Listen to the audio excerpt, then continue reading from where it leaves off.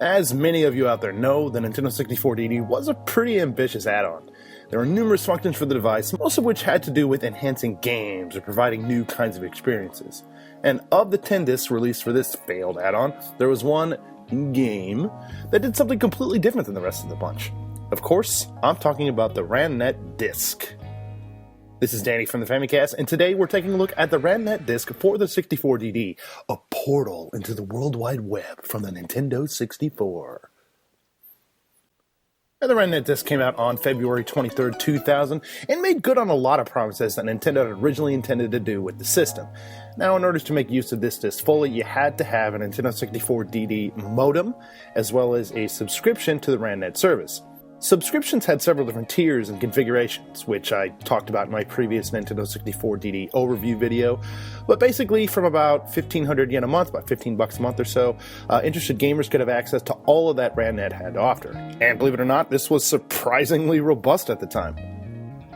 After setting up your modem, inserting the disc, and then powering on your system, gamers are greeted with a user select screen. Now, the copy I have still actually has the previous owner's credentials saved onto the disc, so this allowed me to get into the next menu page. And if this wasn't there, if I had to input login information myself, I probably wouldn't be able to access anything on the disc. Just as a note, there is room for up to 5 users per disc or account. Although the N64 DD did have a special mouse that came bundled with Mario Artist Paint Studio, you were not able to use this to navigate any of the menus. You would handle all that with this standard N64 controller. Now, for typing, there is a software keyboard where players can choose characters at different positions on a dial using the analog stick and buttons. It's a little weird at first, but totally doable.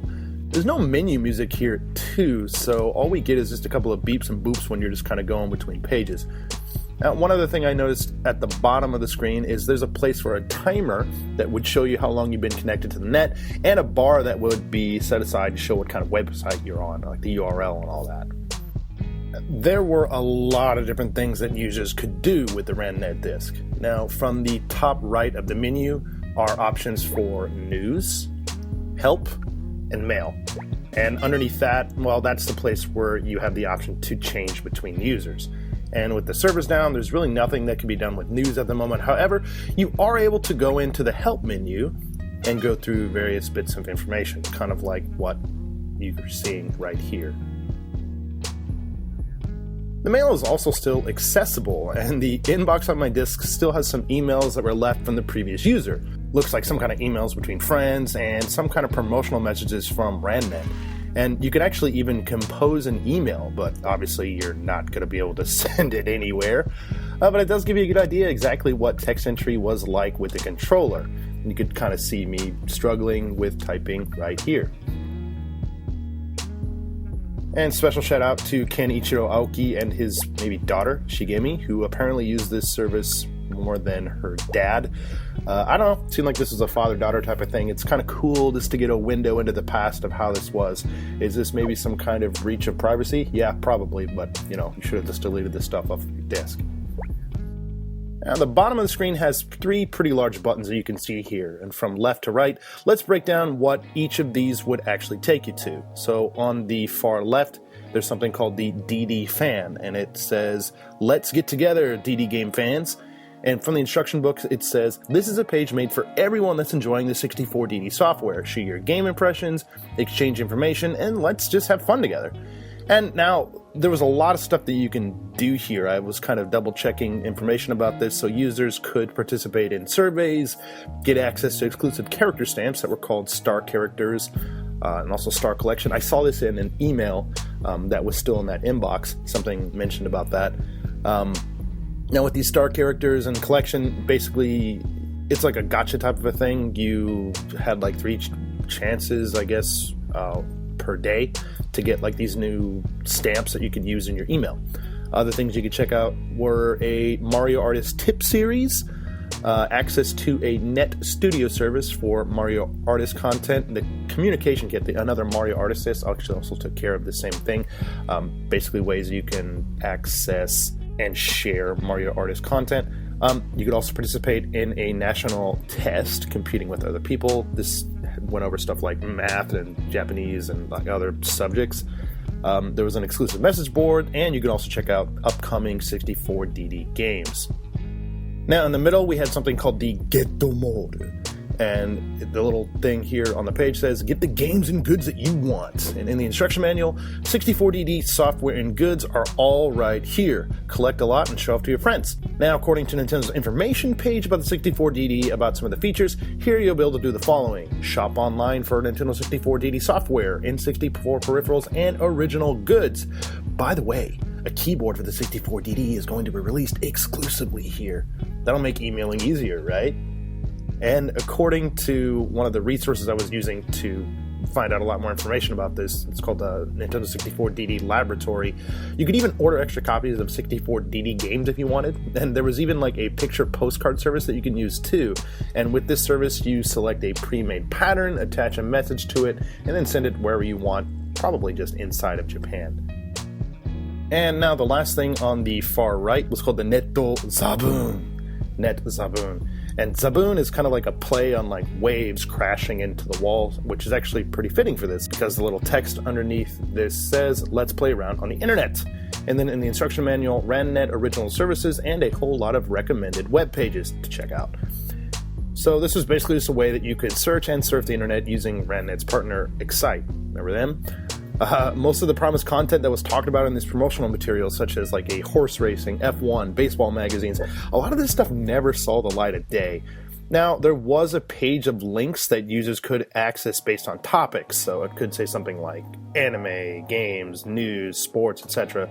But it's really unclear whether or not Randnet users actually use these. Now, my boy at N64 Laboratory, these were his thoughts on this. It's really cool just to read about his personal experiences with this, so that's where I'm kind of drawing some of this information from. I'll be sure to have his site linked up below. You've also probably been seeing some images from his website, just like the different texts and stuff like that. But yeah, if you can read Japanese and you want to check it out, be my guest.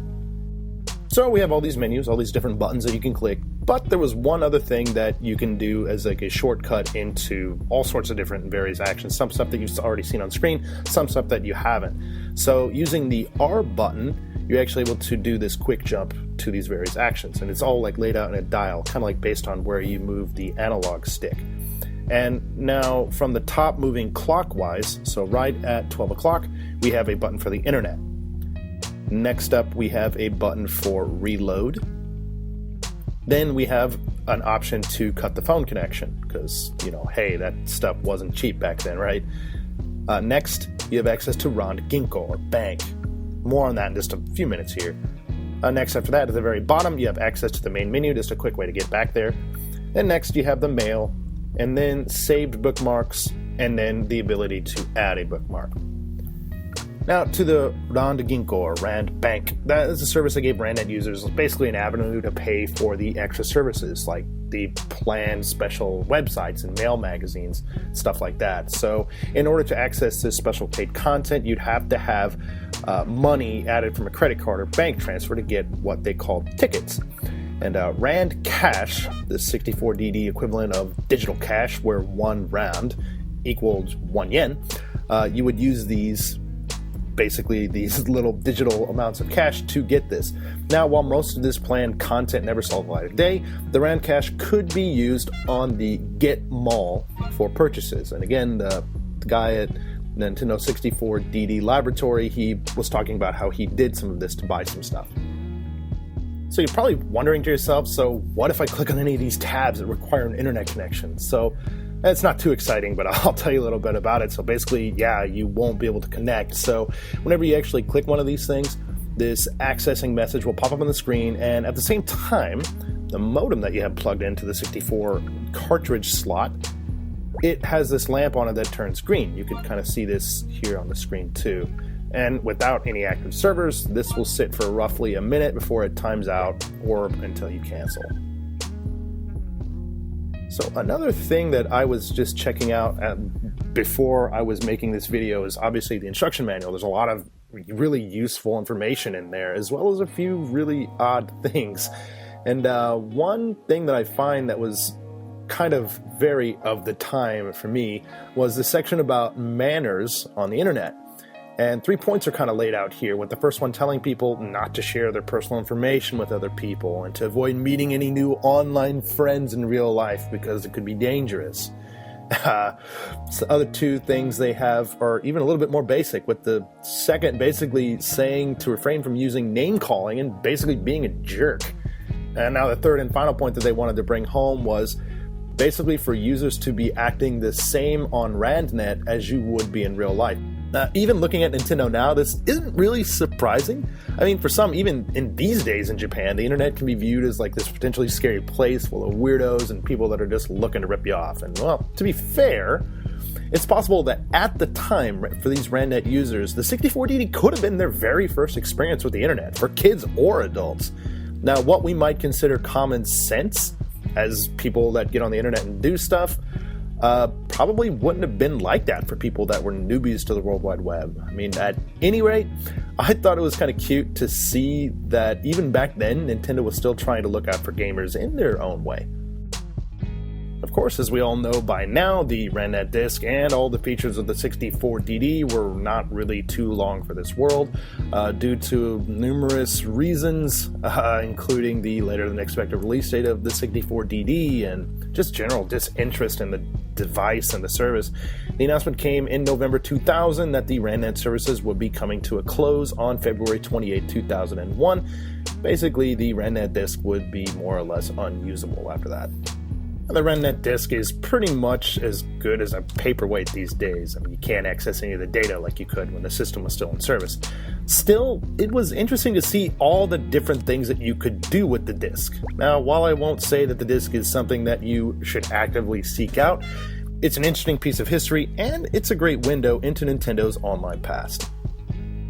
As always, thank you for making it this far, and thank you for checking out this video. If you like what you see, please consider giving us a like. If you're new to the channel, please feel free to subscribe. We got tons of podcasts, video reviews, special videos, and a whole lot more. Again, this has been Danny from the Famicast. Thank you for watching, and we'll catch you later.